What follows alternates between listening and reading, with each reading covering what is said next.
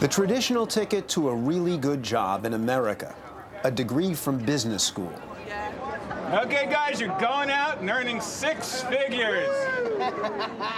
Instead of cheese, the dean of the Rutgers Business School in Camden, New Jersey, used the carrot of wealth to get his 4-year grads and MBAs to smile for the camera in the teeth of a grim reality of recent years, a so-called jobless economic recovery. Yeah, looking forward. No matter how good these kids looked, though, they considered their job prospects dreary. On a scale of 1 to 10, sort of with your voices, so I guess it's something like that. What's the job market out there like at the moment? But why were students groaning when, at the time of this graduation, the official U.S. unemployment number was only 5.8%, certainly not high by historical standards? In 1982, for example, the rate was over 10%. In the Great Depression, something like 25%. So what do we make of today's unemployment number?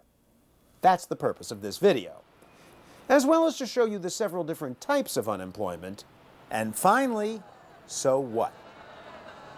Now, the monthly unemployment number is gathered by government survey takers like Joanne Burns. I'm Joanne Burns. I'm with the United States Census Bureau, and we just need a little information. Joanne Burns is keeping track of unemployment in the Newark, New Jersey area, one of some 2,000 government employees who have 1 week each month to track down and survey 35 households. 60,000 households are in the sample. There's also a separate survey of businesses, the so-called establishment survey that tracks the creation of new jobs. But this is the household survey, begun in 1940 with pen and paper. Today, it's conducted with a computer. For the statistics to be accurate, every interview counts. But it's not always easy to get people to open up. Sometimes when you have a difficult person who turns you away the first time or so, send them a card. When you go back the next time and you say, "Oh, did you get my card?" "Oh, was that you?" I said, "Yes, that was me." "Oh, come in. Beautiful card," and you got them. You go in and you do the interview. The efforts of people like Joanne Burns and the work of more than 200 phone interviewers result in a response rate of better than 90%. How many hours per week does she usually work at her job? The responses become the unemployment number reported the first Friday of each month. For simplicity, let's exaggerate and say there were 14 million unemployed this month. Let's also assume a workforce of 140 million. This would produce an official unemployment rate of 10%. So what, you say? Well, as we've explained before when introducing the trusty old production possibilities curve, an economy is always trying to produce on the curve instead of inside it.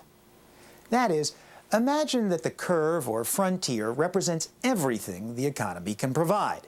Say, every possible good on one axis, every possible service on the other.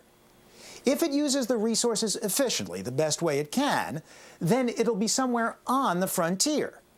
This much of goods, this much of services, or perhaps this much and this much. But now suppose there's unemployment. People who are lining up for jobs but can't get them. They could be fixing your roof, helping me with my business, making stuff for all of us. But they're not.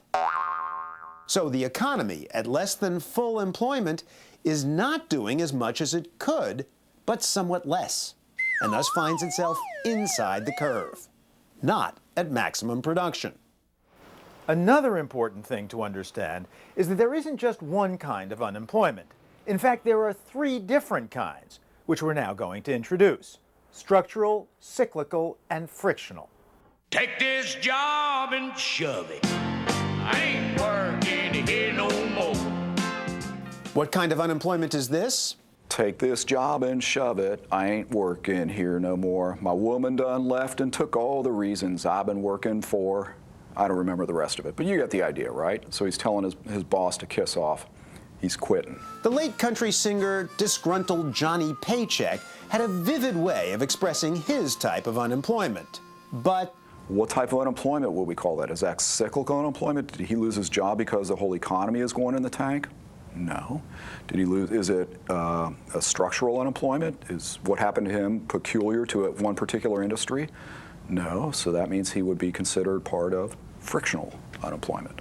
Frictional is the people in between jobs, people who have quit jobs or people entering and re-entering the job market. And in a big economy like ours with close to 300 million people, you're always going to have that. You're always going to have some frictional unemployment. It's just, the workings of the machine. It's, the gears turning. Now, when Mr. Paycheck suggested that his boss take the gig and put it where the sun don't shine, as many of us would sometimes like to, he was what's called a job leaver. By making the decision to quit and search for a better situation, he made himself part of the official unemployment rate. He presumably looked for work in the next month, but he wasn't going to take just anything. This is an example of frictional unemployment, as Professor Fay pointed out. People moving in and out of jobs, or as in the case of the Rutgers grads, new entrants perhaps, moving into the job market for the first time. Structural unemployment is longer term. There's a change in the structure of the economy, and thus jobs are moving from one industry or location to another, such as when technological change in the auto or steel industries force blue-collar layoffs, or when service sector jobs are outsourced to other countries. The black bra and the CD recorder will be delivered by 6 p.m. Friday. And finally, there's cyclical unemployment, job loss due to economic downturns. We've seen this happen in the recession of the early 2000s, the market crash that led to the Great Depression. Some economists add a fourth type, seasonal unemployment, when you lose your ski lift job, for example, or your early spring stint helping taxpayers at the local H&R Block. The point is that when economists talk about full employment, they don't mean a rate of zero, because, as Mr. Paycheck and others illustrate, there are variables that make a certain amount of unemployment inevitable. In fact, due to frictional, structural, and even seasonal unemployment, the official unemployment rate has never been lower than 2.9%. Remember, though, if Mr. Paycheck or any job leaver didn't look for a job in the past month, he or she wouldn't be counted as officially unemployed, just as these students wouldn't be if they weren't looking for work. Now for a last point about the unemployment number. In recent years, some economists have begun to wonder if the monthly number isn't undercounting actual unemployment. There are, it turns out, 3 reasons why that might be so. I need a job, for real. Yes, help us out. After today, right now, I'll be looking for a job. When we interviewed them, not one of these Chicago 20-somethings had worked in the past year, giving them much in common with David Jones, who has advanced degrees in engineering and business. So let's see what that does to our performance. Jones had lost his financial consulting job more than a year ago. He was doing work for a friend in real estate, but would only get paid if the project panned out. But none of these young men was part of the official unemployment number, because all of them were too discouraged to look for work in the previous month. I bet I would have been one of those people who was not counted in the unemployment statistics. The job market was pretty tough, and particularly in Chicago. So I was not looking for a little while. Neither, says Jones, were many of his friends. So they're what the government calls discouraged workers, not officially unemployed, but out of the workforce entirely, as all of these young men were. Have you looked for work in the last 4 weeks? No. Have you looked for work in the last 4 weeks? No. So I basically, really, honestly, I gave up. Now, for our purposes, it doesn't really matter why all these people aren't looking for work, only that none of them were being counted as unemployed. Then there's a second growing group of non-working Americans that goes uncounted, especially when jobs become scarce. Those who leave the workforce to get government disability. Economist David Otter is the expert here. Approximately 1% of all adults aged 16 to 64 are applying for disability every year. How do you account for this? When jobs disappear, when opportunities are rare, people look for other means of income replacement. It's a lifetime of income replacement plus medical benefits. And third, there's prison. Today, more than 2 million American men are behind bars. And these men would otherwise have a huge unemployment rate, says Diane Williams, who runs a Chicago program for ex-offenders, the SAFER Foundation. Approximately a third of the people who were incarcerated were in fact working at the time of incarceration. 2/3, therefore, were not employed before going into the institution and obviously are not likely to be employed coming out. The bottom line is that when you add the imprisoned to the disabled and the discouraged, you get unemployment far higher than the monthly number the government reports. Then add those with part-time work looking for full-time, Add those looking for jobs a lot more challenging than the ones they've got. Even add those who are working harder than they want to, forced overtime, for example.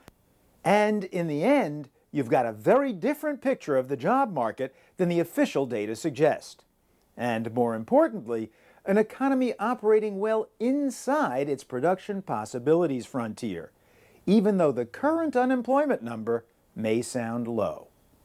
Remember, since the whole point of economics is the production of as much as possible of what we most want, food, videos, for some of us hair, unemployment is a cost to us as consumers. That is, people are sitting idle who could be trying to provide what we want. And in addition, of course, unemployment can be a devastating cost to those who happen to be unemployed. They're hurt as consumers, of course, but unemployment also seems to lead to poorer physical and mental health. And that, in turn, tends to cost all of us, since the ill wind up relying on public services which we all pay for. In that sense, unemployment is also a negative externality to the economy as a whole. Last but not least, remember those gloomy Rutgers grads? As members of the frictionally unemployed, they're an inevitable and, in a sense, deliberate feature of the labor market. But that's probably little consolation to them. And they might even stir an economist's sympathy by pointing out that the key factor of production they represent, labor, is being underutilized as they look for work.